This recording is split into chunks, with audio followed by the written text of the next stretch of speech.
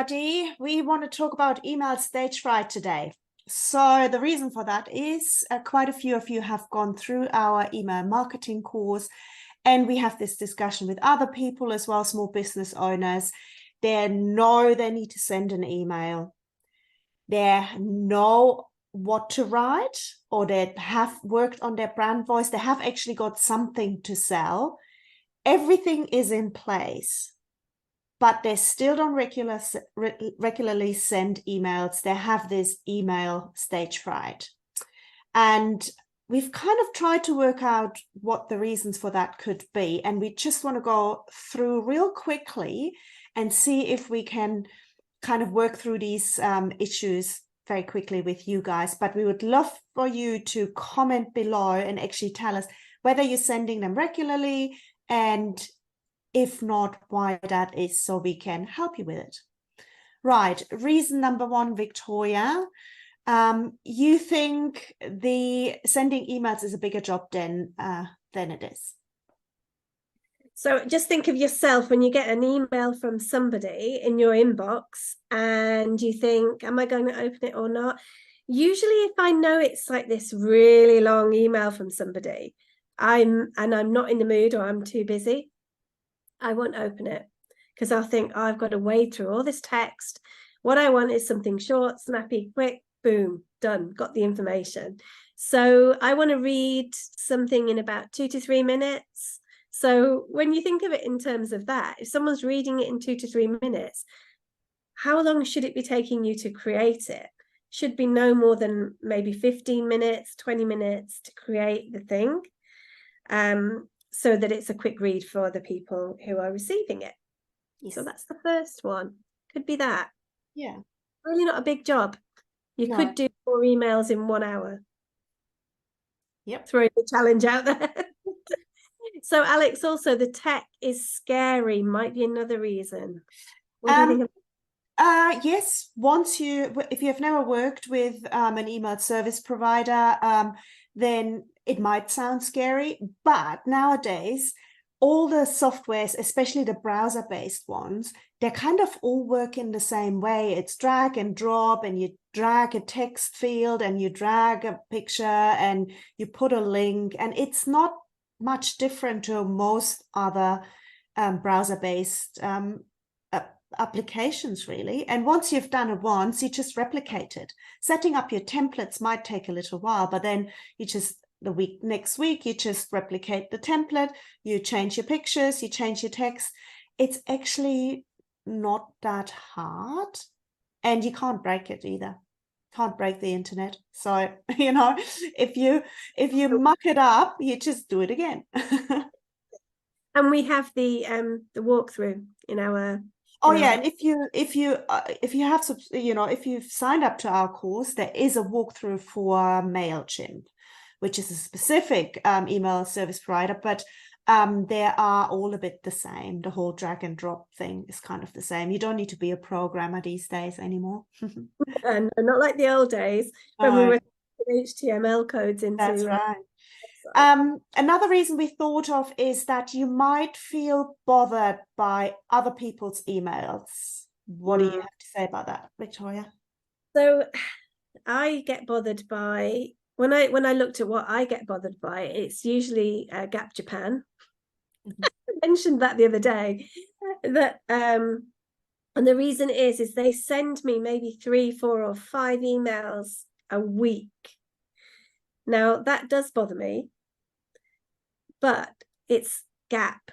It's a huge company who they have a team who are just solely work on the email marketing side of things.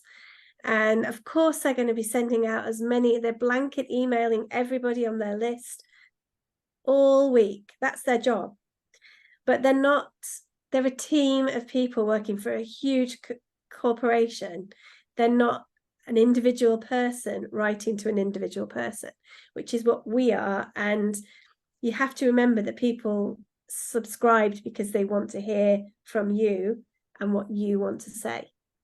So don't worry about it. You're not bothering people. And the next one is, I used to have this fear, don't care anymore, really don't care. people might unsubscribe, Alex.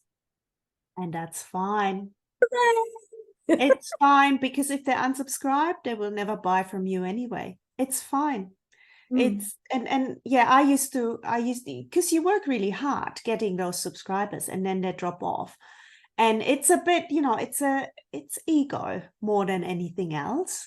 But why having them on your list if they never buy from you anyway? And plus, once your lists grow, and most email service providers, they start charging you if you have got too many people on the list. And why sending it to someone, paying for someone to receive an email that they never open, they never look at, they'll never buy from you? So hooray, see you later, have a good life if you unsubscribe. It saved you some RSI because you don't have to click and delete those people. They've already done subscribed and done your job for you. Bye. Bye. Next issue. You might feel like you have no value to add, and that is why you're not sending emails. So that's an interesting one, isn't it? Because I think most people now have realized that you don't sell in your emails. We're not Gap Japan. We're individual people with individual businesses, and there's selling people to people is very different than selling huge corporation to huge email list. It's very different. But as long as you've done your ideal customer avatar work, which is to identify very, very clearly who it is who's your ideal customer, then you know what they value and what they find interesting, what would be relevant, what would be useful for them. And that's what you need to add in. Every sort of 2 emails should be value, and then asking for the sale. Or there should be an element of value to every email that you send, even if you're asking for the sale every time. So that's my advice about that, is just know your customers, really. So I keep getting writer's block. Ooh, writer's block, Chat GPT. Go to Chat GPT. If you really have writer's block, go to Chat GPT. Like say you are selling pottery. Go in there and say, ChatGPT, I am a potter and I'm selling pottery. Can you write some content for me about pottery, about glazes, about whatever it is, about organic shapes in pottery, anything? And then get ChatGPT and to brainstorm with ChatGPT. That I feel that is more useful than going to other people's email lists, to other people's Instagram profiles and just scrolling constantly for, oh, what are the others doing? It's not about the others, it's about you. Distracted by notifications as well. And we've done a couple of talks on ChatGPT in the last couple of weeks. So if you just scroll down a little in the feed, you'll see them, and we do a bit of a walkthrough there too. So yeah, ChatGPT is your friend. Next issue you might have is that you feel like your images aren't good enough. They need a bit more work. They need to be professional. What do you say about that, Victoria? I've never used a professional photographer in my whole business life so far. Not to say that I won't, because I think there's a place. But if you're like me and you make one-of-a-kind products, or you sell one-of-a-kind products, it's as a small business owner, it's almost impossible to hire someone to take a photo of every single thing that you have in your shop. So you better get some skills behind you. That's my first tip, is learn how to use your iPhone really well, learn how to do autofocus lock, learn how to lighten it up without having to edit it later, learn how to if I know I'm doing Instagram photos, I make sure that the ratio is a square one, then I don't have to do any cropping. It's just time saving. But also accept that you're not a professional photographer, and just good enough is good enough. Also, Canva is your friend. Mhm. For like cropping backgrounds out. I believe we've got some training coming up, or we might have already let that out by now, this month, about how to remove backgrounds. So if you're a product business owner, removing backgrounds is your friend. So you've not got any problem with white balance, but just learn how to use your iPhone. I do most of my product photography on my iPhone. Nothing fancy. Yeah. So the other reason is that people might have for not sending out their emails is I'm not good at writing. I'm not a writer. I'm not good at writing, and I don't know how to do it. It doesn't matter. People are not reading your emails because unless you are a writer, you should be a good writer. But if you're selling, products and services, as long as it makes sense, it doesn't matter. And we don't want you to write novels anyway in your email newsletters. It should be short and snappy and get people to either buy your products or services, or continue wanting to receive your emails. And you don't need to be a fantastic writer. But English is not even my first language, and I write in it. It doesn't matter. And if people don't like that, they will unsubscribe and they will never buy from you anyway. So that's all good. But your people will be with you. If you write great, flowery sentences or not, they will be with you. That's the thing, is that you've got to find your spoken voice should be the same as your written voice, because you're a small business owner. And quite often I see someone chatting really nice on their Instagram lives or YouTube, and then when they write in this really formal kind of way, which feels very jarring to me. Very disconnected, right? Yeah, it is. If there's a disconnect, then people start to question, can I trust this person? Do I really want to buy a product from them, or do I really want to book their services? So it should be consistent across your video, your podcasting, and your writing. That they should be able to hear your voice in their head when they read your sentence. Yes. Okay. Oh yes. So another question, another issue you might have is, what if no one buys what you're offering in your newsletter? So what? It happens. It happens. How many times have you sent an email out and you haven't had an email and a sale? Yep. So many times.